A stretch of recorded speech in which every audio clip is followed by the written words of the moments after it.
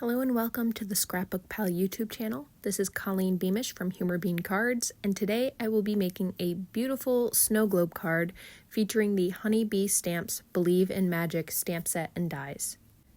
This set creates a beautiful snow globe as well as some great sentiments that can go right in the little label at the base of the snow globe. So without further ado, let's get into it. Here I have my mini MISTI, and I went ahead and die cut out that main snow globe shape. I'm putting the negative of the die cut into my MISTI, tucked right into the corner, and then I'll use that to line up the snow globe. This just helps me with aligning the stamp and making sure I can put that snow globe back into the same position over and over again in my stamp positioning tool. Now, to get started, I want to heat emboss the bottom half of the snow globe. I decided that I wanted the base to have a gold metallic finish, but I wanted the top half of the snow globe just to be stamped with regular black ink. So I lined up my stamp, and now I'm prepping it with my fingertips because this is the first time I'm stamping with this stamp. And then I have a anti-static powder tool, and I'm just laying that down all over the bottom half of the snow globe die cut. This will just allow me to do my heat embossing without getting powder where I don't want it. So I'm using some VersaMark ink to go over the bottom half of the stamp, and you can see here I'm using the narrow end to kind of guide where I am stamping. The great thing about VersaMark ink is it is clear, and so if I get some ink where I don't really want it, it won't make much of a difference. You won't be able to see it, and then also if some powder sticks to it that I don't want there, I can just brush it away before I heat up the powder.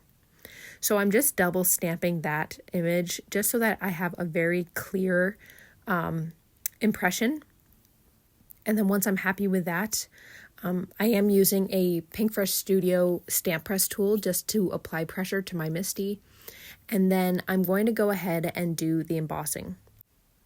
But I am going to keep the negative of my snow globe in my MISTI as well as the stamp. That is one of the keys to this technique. Those two pieces need to stay in there until I'm completely done with the process. So I'm just using some gold embossing powder, and I'll just put a generous amount all over that stamped portion and shake off any excess, kind of tapping it, tapping the image from the back. And again, I'll just put some more powder over it just to make sure I'm filling all of those spaces that have the sticky ink on it. Now you can see here I have a little bit of powder above where I want it to be. So I just have a dry paintbrush, and I'm going right over that excess powder and brushing it right off of the die cut. This is really easy, but you have to take your time. This is not sped up at all. This is actual speed, so go nice and slow and just remove any powder from the areas that you don't want it to be. Once I wiped off the top there were some other little rogue specks of powder lower on the image, so I just went in and brushed those away as well. Now I'm going to set aside the embossing supplies. I'm not done with it yet, so I'm just setting it aside so I can bring in my heat tool and heat up this powder. Now the key here is to let your heat gun heat up for about a minute before you bring it to your paper. That will make the embossing process very fast, and it means that your paper won't warp because you're not heating it for a long amount of time. And keep that heat gun moving as well. So you can see all of my powder is melted here, and then I'm actually going to repeat this entire process again because I firmly believe that double heat embossing makes such an impact. So I sped this up, obviously. I went in with my anti-static powder. Now I'm stamping it down with VersaMark, and then I will go over that again with the embossing powder and heating it up. What this does is it makes the heat embossing look much more even and kind of more raised and more metallic. So it's just filling in all the gaps that maybe weren't melted completely before and smoothing everything out. So I did have to go through and brush off the excess powder again. And this is a step that's completely unnecessary. If you like how it looks the first time around, then go with it. I just think it really does make an impact and makes it look so much cleaner when you emboss a second time. So here I am going back in with my heat tool, and since it was already warmed up from previously, it goes really, really fast. And you can see how smooth and raised that looks here. So I'm really happy with that. I think you should double emboss if you have the motivation to do so anytime you're heat embossing, even if it's just a sentiment. I think it really makes a difference. So now I'm stamping the top half of the snow globe, and like I said before, I just wanted this to be in black ink. Now, you just saw my head come into the frame, and that's because I needed to wipe off some excess ink. And I'm actually going to double stamp this so you'll have a better view of it. I just kind of cut it out because my head was in the way the whole time. So in one moment, I'll stamp again. But I'm just using some Amalgam black ink, which means that it works well with Copics because I will be Copic coloring this image. And I only put ink on the top half, just like we did with the VersaMark on the bottom half. And then what's great about the embossing is that the ink will wipe right off. So I'm using a microfiber cloth here, and I'm just wiping off any black ink that got onto my gold embossing. And it wipes off no problem without making any mess. So like I said, this will show a better view of how I wiped off the excess ink. So I put some paper underneath just so you could see, and I'm taking a wet stamp chamois, and I'm just wiping off that bottom edge because that's where I already have my gold embossing and therefore I don't need it to be stamped. When you're using an ink pad to ink up the image, it's hard to have complete control. So there's going to be some ink that you need to wipe away. And I'll just go ahead and stamp that down again. Here you're seeing how convenient it is to be able to keep your die cut in the negative shape in the MISTI because it just lets you make sure that you're stamping in the same place every time. So now that is all stamped and my snow globe is heat embossed and ready to be colored. So now I'm going in with some Copic markers. I'm using 3 different shades of green, the lightest being G40, which is dim green, then G43 Pistachio, and G46 Mistletoe. And I'm just going in first with a wash of that first green, that lightest green, G40, and I'm just putting it pretty much everywhere. I am trying to think about the base of the snow globe is rounded, so you're going to have shadows on the outer edges, and you're going to have a highlight kind of down the center. So that was kind of why I was pulling the color from the outer edges of the snow globe and then not coloring all the way to the center of the snow globe. That kind of changes as I go because I decide that I just wanted it blended more, and I work on this for quite a lot of time. I obviously have this sped up to, I think, like 3 times the speed I was actually going. So definitely take your time and enjoy the process of coloring. After I did the mid-tone green, I then went back in with the lightest green to blend those colors together. And now I have the darkest green, that G46 Mistletoe. And I'm just using this not to add shadow, but to color in all the details. So we have that gold gilding, and I want to just color all the kind of swirls and circles and dots in with that dark green color. Now, something I realized after the fact, after I'd completed the card, I realized that this is totally giving Elphaba. Like it's giving, and I add in some pink later on. So it becomes kind of a wicked snow globe without intending to, but I love how it turns out. So after I finish with that dark green detail, then I'm taking the mid green and I'm going around those kind of then to add shadow, because I feel like if you had those raised areas, there would be some shadow behind it. I'm coloring these little dots going from dark to light, outside inwards. And then let's see, just coloring in some more spaces where I felt like needed to be darkened up. So I just keep going back and forth with all the colors until I'm happy with it. Like I said, I kind of end up coloring that center highlight because I didn't like how it was blending out, adding some more dark details. And then I'm bringing the lightest green into that center label. I'm going to stamp a sentiment there, but I didn't want it to just be bright white. Now I have a colorless blender and I'm just blending that center piece so that it doesn't just look like streaks. And I also tried to kind of remove some of the color that went outside of the lines. And now I'm just darkening up those corners. Also, I should mention that I'm coloring over the heat embossing, and that's totally okay because I will just wipe off any excess. There we go. I'm wiping off any excess ink that's on top of that embossing. Now I'm going to start coloring the image above it. So like I said, I'm bringing in some pink. This is R20 called Blush. And it's kind of like a peachy pink. Like it's not a pure pink. And so I wanted it to be a little bit pinker. So I come in with RV52, which is Cotton Candy.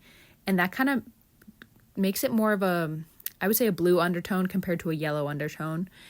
And then I'm coming in with an even darker pink, RV55, which is Hollyhock, and just adding some shadow. So bringing that up from the bottom, putting it under the windows and under the roof line.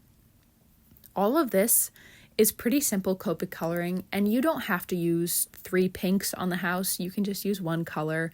I went in with a green for the roof and then a light blue for the windows. I felt like that blue was a little bit darker than I wanted it to be. So again, I'm coming in with the Colorless blender to just lighten it up. Now I'm adding some more green. I kind of decided I was just going to do 3 main colors, green, pink, and blue. I didn't want to go too crazy or have to select a lot. It's also, I have a very limited Copic marker collection. And so I'm working with what I have. And so I encourage you to kind of play with the colors you have and see what works best. I should also mention that all of the products I'm using in today's video are linked down in the description below. So if you are looking to add to your Copic collection and like the combinations I'm using, you can go look down below and find them over at ScrapbookPal.com. So I added some blue to the snow in order to add shadows, and now I'm just bringing some blue up from what you would call the horizon line upwards. I don't want the whole background to be blue. I wanted it to kind of transition white into blue. So I dragged the blue up, and now I'm going in with my Colorless blender to kind of smooth out any harsh lines. I might have gone a little crazy with the Colorless blender, so I would say use that cautiously because I still wanted the color to be vibrant. So I did go back in with my blue marker, and I'm not worried about coloring over the snowflakes in the background because I will actually come in with a white gel pen and make them white again. I went around the house with the blue, so that has a bit of shadow, and then again I'm going back in with the Colorless blender just to smooth everything out. So this is when I'm using the white gel pen, and I'm just going over those little circles where they turned blue because I was coloring over them. So once I was happy with it, which took quite a bit of time, I moved on to stamping the sentiment. So I have the little joy. There's a whole bunch of sentiments that fit right into this little oval. There's peace, believe, I think there's magic, merry, and so on and so forth. I chose joy. And I'm just stamping that in a pink ink. This ink isn't available at ScrapbookPal, but it was the only one I had that matched the house really well. So I'll try to find one that ScrapbookPal has that matches.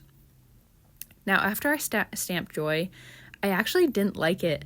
I don't know what it was. I just wanted to change the sentiment. So conveniently, in the die set, there's 2 ovals, and you can just cut those out. I imagine that it's kind of intended if you wanted to have a raised dimensional label on your snow globe, you could cut it out of 2 different colors of cardstock and layer them together. But I'm just doing it to replace my little oval here. So I cut that out of some white cardstock, and I'm just making sure it lines up correctly. And then I'm going to add some color because initially, like I said, I didn't want it to be completely white. So I'm going in with that lightest green, G40. And I'm just pulling that from the outer edges inward just to add some dimension and add color. And then I'm actually going to come in with that G43, the medium green, and add a little bit of shadow around the outside too, because we do want it to look a little raised and a little fancy. And I feel like the more time and effort you put in, the higher level it will look. Hopefully that makes sense. Just trying to make it look its best. So after I added that mid-green, I always go back in with the lightest color to blend it out to make sure it doesn't just look like a weird line around the outside.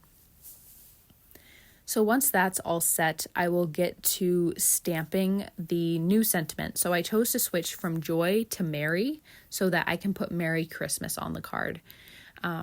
So I just put, similar to the snow globe, I'm going to put the negative of this oval into my MISTI, tucked right into the corner. and then I will put my little oval right inside where it was cut out, and I'll line up my new sentiment. So I'm using the same pink ink I used before because I did like the color. I just wanted to change the sentiment. So prep it with my fingertips and then stamp it. And I always stamp the image a couple times so I just have a really great impression. So you'll see me repeat that a few times.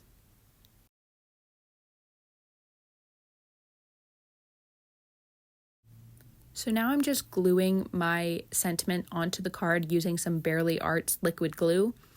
I considered popping this up to add some dimension, but I decided I liked how it looked just having been stamped on there, so I didn't want to pop it up any more than adding that second layer of cardstock.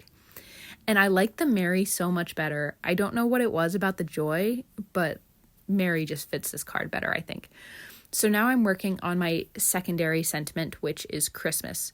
So in the stamp set, there's the shapes that fit into that oval, and then there's some secondary sentiments to pair with them. And again, I didn't want the cardstock just to be white, so I'm going in with that lightest green, and I'm just coloring a section that the stamp will fit onto so that I have a matching background color. You could obviously use a different color cardstock, but I just wanted it to match perfectly. So I'm taking my little die. I always die cut before I stamp just because I find it easier to line the stamp up with a die cut than to try to cut out what I already stamped. It's just, I don't know, easier for me. So I went ahead and die cut that out.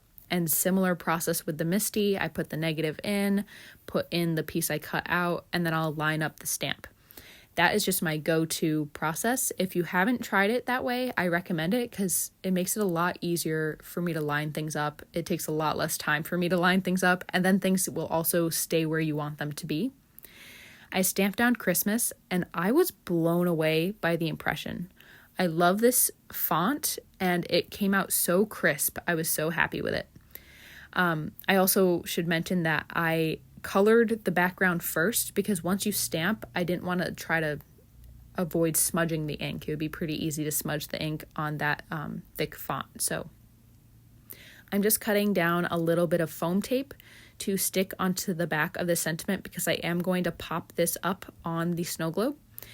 I'm using some very sticky foam tape, so I struggle a little bit with getting it cut down and sticking to the sentiment. So the front of my card is nearly finished, but now I need to turn it into a card, which means adding the back half of it. So I die cut out that snowflake shape again, and this is actually going to be a snow globe shaped card. I was originally going to put this onto a 5x7 card base, but there was just too much space and I didn't like how it looked. So I'm taking that to my score board and I'm scoring at 3/8 of an inch from the top. And this is the side, I'm trying to think how it would be most clear. This is the side that was like face up when I die cut, when I ran it through my die cutting machine. And then I'm folding the top 3/8 inch back. So right now I'm looking at the back of the card and now I'm looking at the inside of the card. So I'm just going to put some liquid glue up here. This liquid glue is tough. So once it dries, your card is going to stay together no problem. I recommend using a very strong adhesive for this. And then I'm lining up the bottom half in order to line up the top half. Hopefully that makes sense. And I'm just sandwiching that together and letting it dry. And then once it is dry, I'll show you here. You can see it open up and you'll see how it looks like a totally normal shaped card. So I'm really happy with how that turned out. This is perfectly fits into an A2 envelope, so you don't need to worry about any special envelopes or anything. Now I'm going in with some Nuvo Aqua Shimmer in the color Glitter Gloss, and I'm going over the entire background, not the house or the trees, but all of the like snowy background, the snowy ground, and then the windows to add some glitter. And then I actually also go in with some dewdrop embellishments over all of the snowflakes, which you can see here. I just didn't film that whole process. So this is the completed card. I love how it turned out. It's my Wicked snow globe for Christmas. I'm really happy with it. So If you like this video, go ahead and give it a thumbs up and consider subscribing to the ScrapbookPal YouTube channel because there is some fantastic crafty inspiration over here all of the time. So I hope you enjoy the holidays and I will see you again soon. Bye.